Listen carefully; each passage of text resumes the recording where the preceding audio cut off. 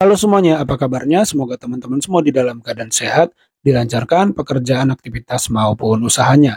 Ya, putusan Mahkamah Agung tampaknya terus menjadi polemik ya teman-teman. Bahkan di kalangan akademisi mengutip Bivitri Susanti, seorang pakar hukum ya gitu teman-teman. Harusnya Mahkamah Agung itu memutus peraturan di bawah undang-undang terhadap undang-undang. Nah, tapi dalam pertimbangannya menurut Bivitri Susanti, Mahkamah Agung itu merujuk pada Undang-Undang 1945 yang harusnya itu menjadi tugas Mahkamah Konstitusi. Nah, tolong dikoreksi kalau penjelasan saya ini salah gitu ya. Tapi yang saya simak itu begitu sehingga putusan Mahkamah Agung ini dianggap banyak pihak memang sangat kuat muatan politisnya sekalipun nanti ujungnya Kaisang tidak maju karena Budi Satrio Waketum Gerindra sudah menyatakan bahwa tidak akan maju di Pilgub DKI gitu ya teman-teman. Tapi kritik daripada masyarakat belum juga reda. Nah, kita akan simak beberapa kritik gitu ya teman-teman untuk putusan ini. Nah, bagaimana videonya? Coba kita simak dulu bareng-bareng. Kemarin taman datang membawa putusan MK, membantu kakak menjadi cawapres walau hakim yang lain pada stres.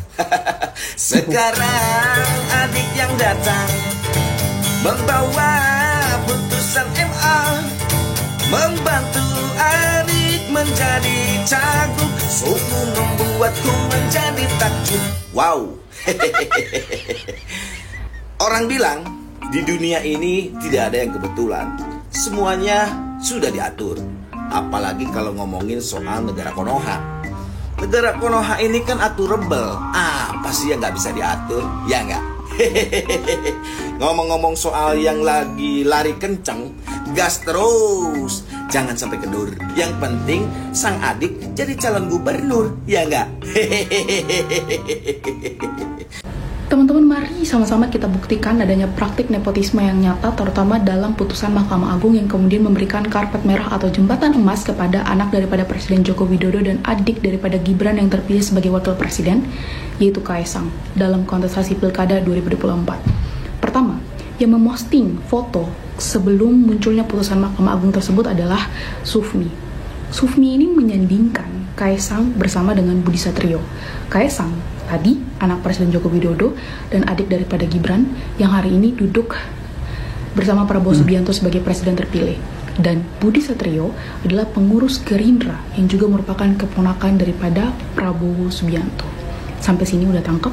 Yeah. Dua, berdasarkan pengamatan dari seorang Aditya Perdana, itu pengamat politik Universitas Indonesia, itu mengatakan bahwa ternyata terdapat kekerabatan, kedekatan yang cukup sangat luar biasa antara orang yang kemudian memposting tadi yaitu Sufmi dengan penguji materi terhadap putusan Mahkamah Agung yang kemudian meloloskan dan mengizinkan Kaisang untuk berkontestasi di Pilkada 2024, yaitu Sufmi Dasko yang berasal dari Partai Gerindra, dan juga pihak pengujinya adalah Ketua Umum Partai Garuda yaitu Ahmad Rida yang punya hubungan dekat juga dengan Partai Gerindra dan bahkan bersaudara kandung dengan Ketua DPD Partai Gerindra.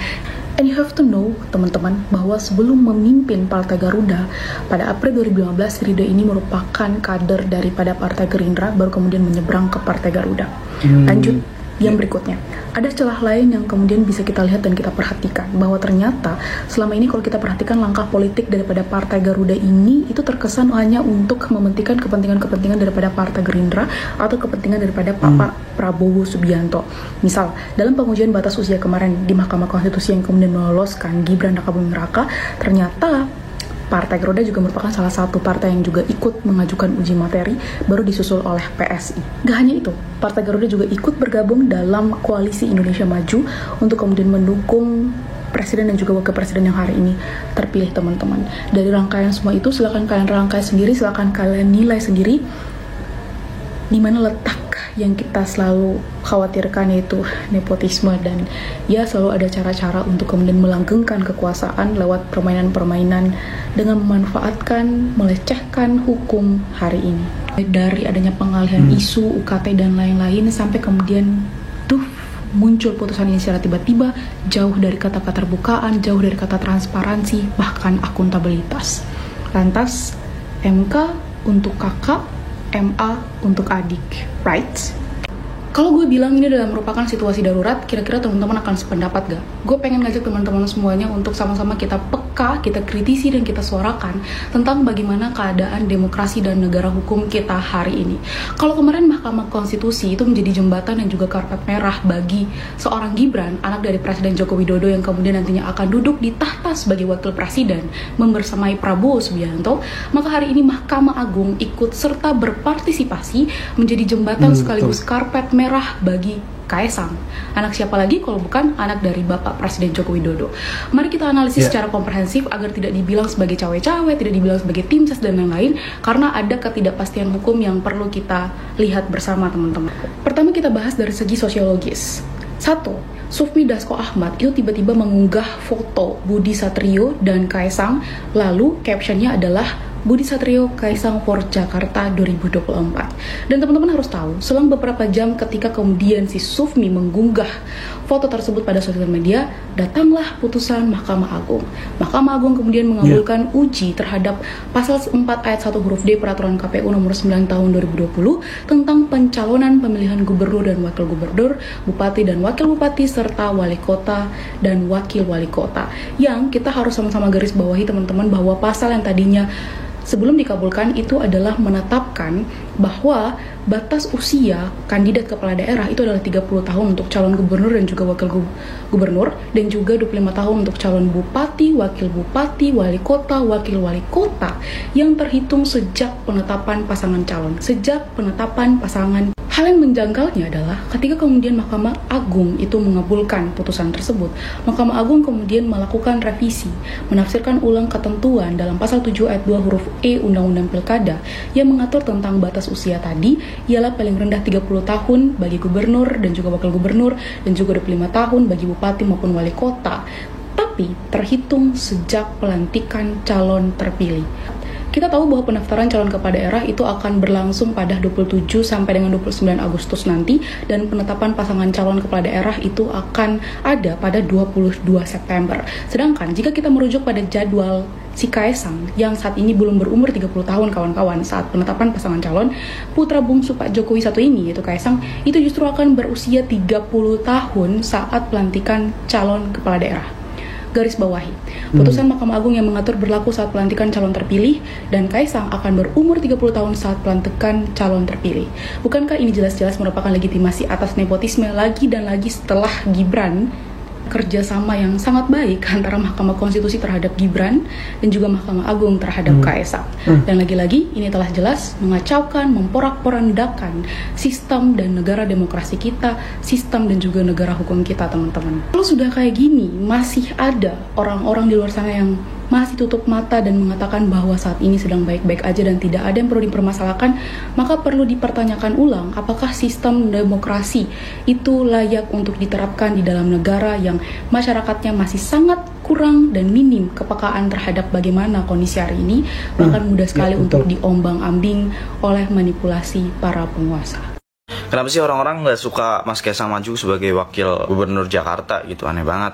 Mas Kaesang ini adalah representasi anak muda cerdas, anak muda berprestasi, anak muda yang paham politik, anak muda progresif, anak muda yang paham soal sejarah Indonesia, Orde Lama, Orde Baru, Indonesia kedepannya seperti apa, itu Mas Kaesang paham gitu loh. Buktinya apa? Buktinya dia menjadi seorang ketua umum partai gitu, karena memang dia paham banget politik gitu. Nggak mungkin karena faktor Pak Jokowi itu nggak mungkin gitu. Walaupun Pak Jokowi bukan bapaknya atau Pak Jokowi itu bukan presiden, Mas Kaesang akan tetap jadi ketua umum partai, gue yakin. Jadi lu nggak usah FOMO untuk ikut-ikutan menolak Mas Kaesang atau karena kaget ngeliat keputusan MA. Keputusan MA itu adalah hal yang penting untuk dilakukan, bukan karena emang mau meloloskan Kaesang buat maju sebagai wakil gubernur, bukan. Contohnya kayak MK kemarin kan bukan karena emang untuk meloloskan Mas Gibran untuk jadi wakil presiden, itu nggak mungkin kan, karena memang MK harus memutuskan itu, karena memang itu urgent untuk dilakukan, layak untuk diputuskan hal ini seperti itu ya? Jadi memang hal yang wajar. Jadi nggak usah kaget MA memutuskan hal yang mirip-mirip dengan hal itu, karena memang itu adalah kepentingan pemerintah untuk mensejahterakan masyarakat. Itu adalah salah satu keputusan untuk mensejahterakan masyarakat, untuk membuat Indonesia lebih maju ke depan. Itu adalah salah satu alasannya menurut gua ya. MA kabulkan gugatan syarat umur calon kepala daerah tak harus 30 tahun saat daftar. Kita bahas. Alhamdulillah ya Allah, kemarin MK Mahkamah Kakak, sekarang MA Mahkamah Adik. Alhamdulillah mengabulkan gugatan itu, di mana ya kesempatan anak-anak muda, terutama anak presiden ya, bisa untuk maju menjadi kepala daerah. Alhamdulillah dipermudah lagi. Yuk satu lagi, yuk rubah undang-undang agar Jan Etes bisa langsung dilantik menjadi camat atau bupati atau wali kota. Yuk mudah-mudahan yuk kepada para hakim-hakim konstitusi, yuk bisa yuk rakyat mendukung Indonesia bubar 2045, Indonesia cemas, yuk bisa yuk, yakin deh bisa. Alhamdulillah, terima kasih para hakim, semoga kalian panjang umur, sehat selalu, semoga undang-undang ini memberi manfaat terutama anak-anak pejabat ya. Nah, itulah teman-teman statement saya kira-kira kalau saya menjadi Ngabalin atau Fahri Hamzah. Bagaimana menurut teman-teman? Setuju gak? Rakyat pantau, rakyat monitor, salam Mahkamah Adik. Oke, yuk bisa yuk, dan Etes bisa ya, bisa yuk. Kalau lu cari mukanya Kaesang lagi diwawancara tentang putusan MA ngelolosin dia, lo nggak bakal nemu. Kaesang ngumpet, disembunyiin, itu udah template. Kalau bapaknya yang nongol, nanya ke bapaknya bakal bilang, tanya aja ke MA, iya kan? Bukan urusan saya itu, saya belum tahu. Abangnya ditanya, sama juga, tanya aja tuh Kaesang. Itu ada putusannya dari Kaesang, keputusannya mau maju atau enggak. Kalau pelanggaran satu udah dibiarkan, maka pelanggaran berikutnya akan ada lagi. Gue pengen tahu sih nih, mana yang kemarin bilang kalau Gibran itu bukan nepotisme, bukan politik dinasti. Lu sekarang nyebut Kaesang apaan nih? Lu mau ngomong apa sekarang? Mau ngomong kalau misalkan gak suka gak usah dipilih, atau lu mau ngomong kan yang milih rakyat, bukan dia mau sendiri. Bahkan ada juga yang bilang nih, kalau keturunan Jokowi semuanya bagus untuk bangun Indonesia, gua akan pilih. Nah, bukan begitu. Yang dibahas orang-orang adalah masalah MA yang ngubah usia minimal calon gubernur dan calon wakil gubernur hanya untuk Kaesang. Itu yang dipermasalahin. Mau ngarepin apa dari Kaesang? Pengalaman juga belum punya. Sekarang nih warga Indonesia, lu mau tanya siapa? Lu tanya ke Jokowi, lu nggak bakal bisa. Lu nggak bakal dapet jawaban apapun dari Jokowi yang katanya presiden paling dicintai rakyat itu. Nggak bakal ngasih lu jawaban apa-apa. Dan gue udah sering bilang ini di video gue, kalau presiden nggak bisa ngomong dan nggak jago ngomong, public speakingnya burik, ya kayak Jokowi. Lu nggak jengah punya presiden kayak gini. Iya, Jokowi bagus, bapak pembangunan, bagus. Dia juga ngebangun dinasti tapi. Dan lu nggak perlu kaget kalau setelah ini bakal banyak hal, bakal banyak hukum yang diubah untuk mementingkan kepentingan seseorang atau suatu kelompok. Ya, itu teman-teman, kita sudah menyimak komentar pedas netizen atas putusan Mahkamah Agung yang dinilai gitu ya akan menguntungkan Kaesang gitu teman-teman, karena ini hanya mengulang pola ketika putusan Mahkamah Konstitusi keluar. Nah, kalau menurut teman-teman sendiri bagaimana? Tentu akan ada yang bilang ya kalau tidak suka jangan dipilih gitu ya teman-teman. Tapi menurut saya pribadi sih menghadirkan fairness gitu ya sejak awal gitu ya, menghadirkan kompetisi yang adil, kompetisi yang bersih, di mana salah satu cirinya itu tidak mengubah aturan ketika pertandingan sudah akan dimulai atau sudah mendekati dimulainya pertandingan. Itu adalah salah satu ciri sebuah pertandingan yang adil dan fair dan baik bagi semuanya. Itu kalau menurut saya. Nah, kalau menurut teman-teman bagaimana? Silakan tulis pendapat teman-teman di kolom komentar. Ya, itu aja teman-teman video kali ini. Terima kasih buat teman-teman yang sudah menyimak sampai selesai. Jangan lupa di like videonya, di subscribe channel ini agar terus berkembang. Sampai jumpa di video saya selanjutnya.